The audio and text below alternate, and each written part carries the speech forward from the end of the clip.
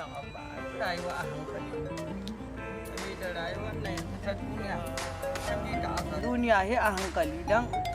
ka sake kai ma ka lalace kamar dan gidan malam zubi ka duba ya zama lalatacce banda caca da sace-sace da ɗaukar kayan tumakan mutane duk bai bar komai da yar wayan nan ta salula duk bai bari ba ɗauka ike yana zuwa yana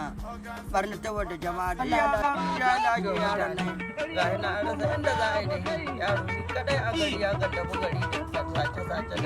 da ɗauke ga yana yanzu nan kan kamar ga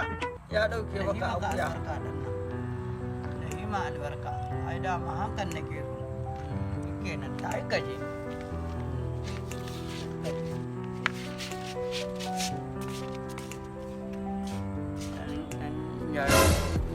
ja'iri kai kaji ya ɗau magana ta kuma ya ɗau magana ta ja'irin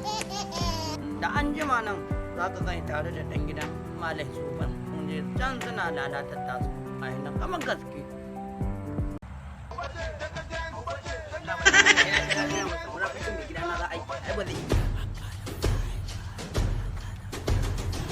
ku danne ku duka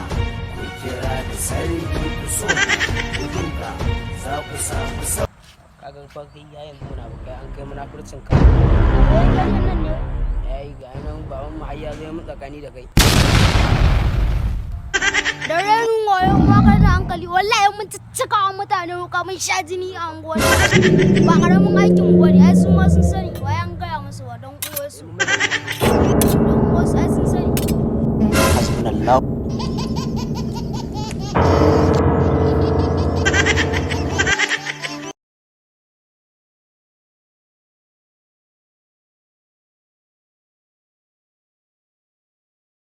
kallon biri suke mun